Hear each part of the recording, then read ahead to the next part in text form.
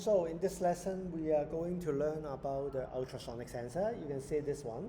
And so ultrasonic sensor is a thing that is use the sound wave to detect the distance of the obstacle. So you can see that we have usually an ultrasonic sensor have two eyes that we call eyes. One of the eye is being used to send out sound waves. Okay, is send out sound waves, and then the other eye is used to receive sound waves. So when one eye sends out a sound wave, and then it hits off some obstacles, and then the sound wave is bounced back and picked up by the other side.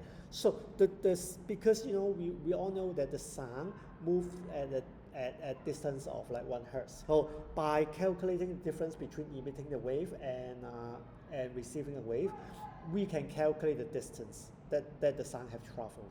Okay, so we'll try right now. We're trying to use this distance sensor to connect it to Arduino, and you can see if we look closer.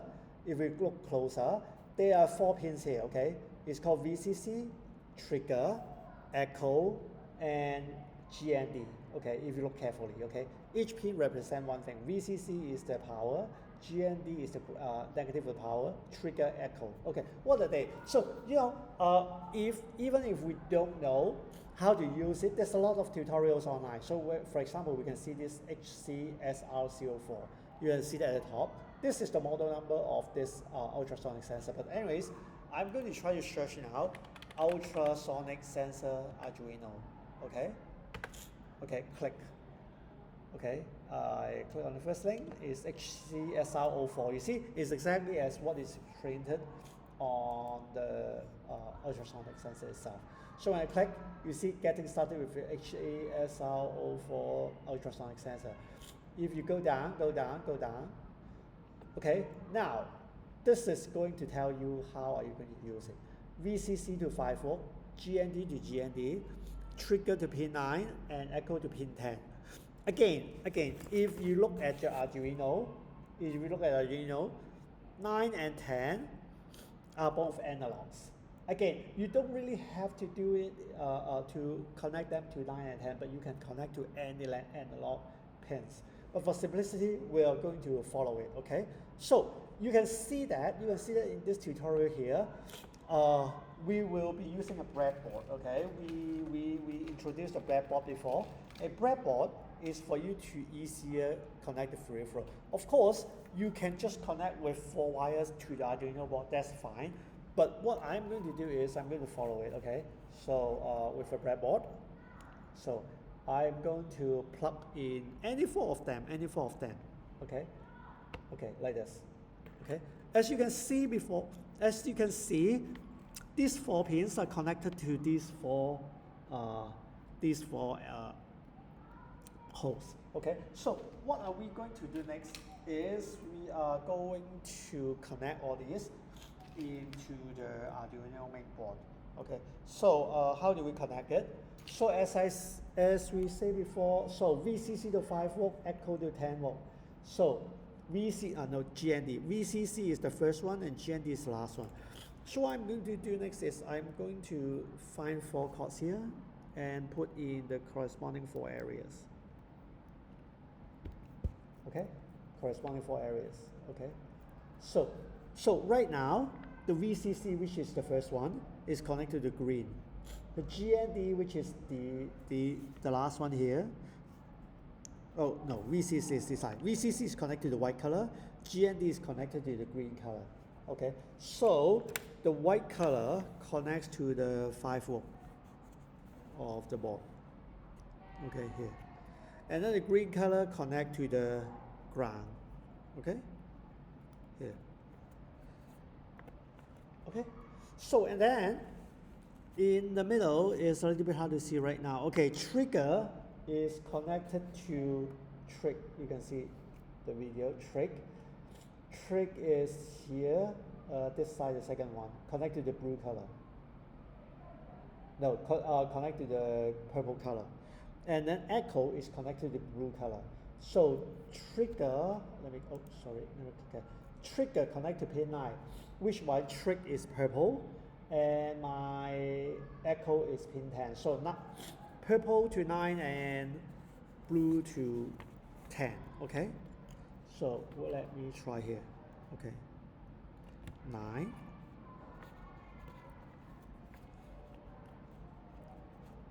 10. Okay, look here. I had connected to pin 9 and pin 10, okay? I had connected to pin 9 and pin 10, okay, accordingly, okay? So now I finished my connection. And then the code. First, we define a pin and trick that we are connecting to, okay? So right now what I'm going to do is I'm going to continue to use the script from the last tutorial, okay? I mean the shuffle. I'm going to continue doing it, and well, I don't bother with the shuffle. I just, well, it was turning from 0-90 last time, right? So right now what I'm going to do is I am going to say, oh, I need to make a constant variable.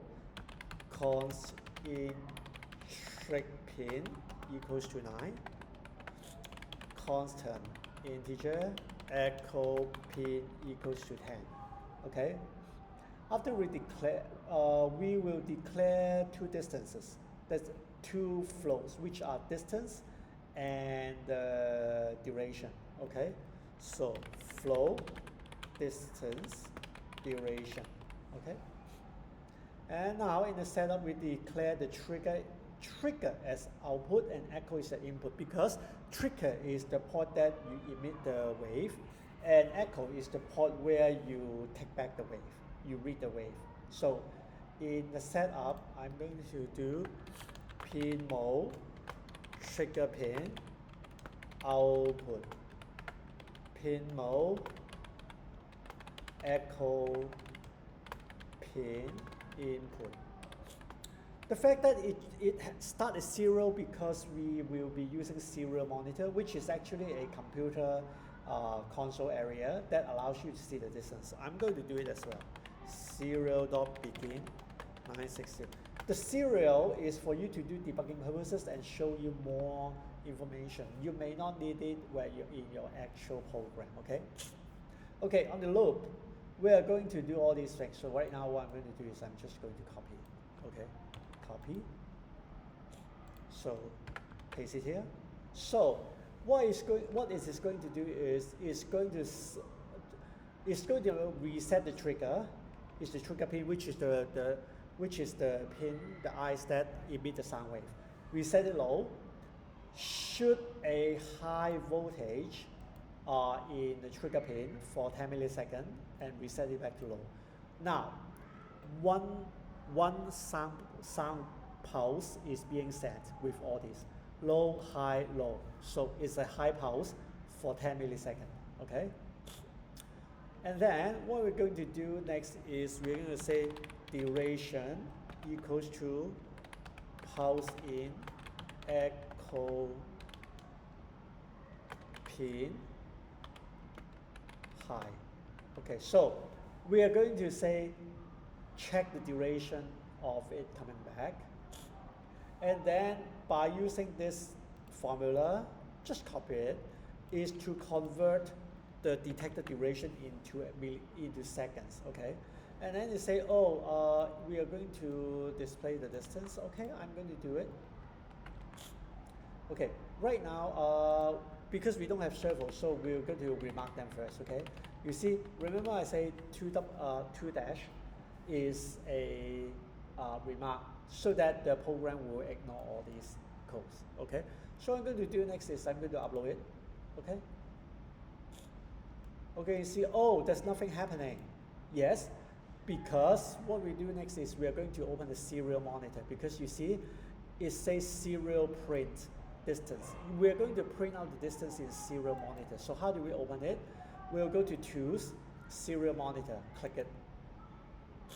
See, now it is detecting the distance. Okay, this is the eye, this is the eye. It's detecting the distance. Okay, so if I put my hand here, you see, 14 centimeter. If I move my hand closer, 11, 9, 6, 5, 4, okay? And then if I move forward, bigger, you can see that it keep on detecting. Well, there may be some of the inconsistent signal, but most of the time it's rather stable, okay? Most of the time it's rather stable. See? Okay, so this will be how you use the distance sensor.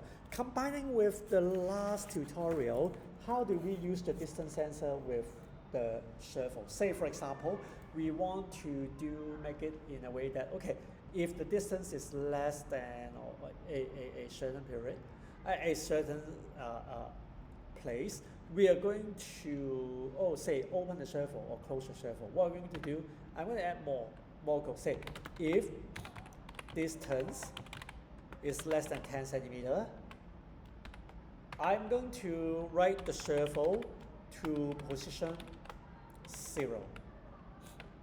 Else, which means if it's not, I'm going to write the servo to 90 degree, maybe 100 degree, okay? Because when I write 90, it doesn't really turn 90, it turns 80 something. And the delay will go down, okay?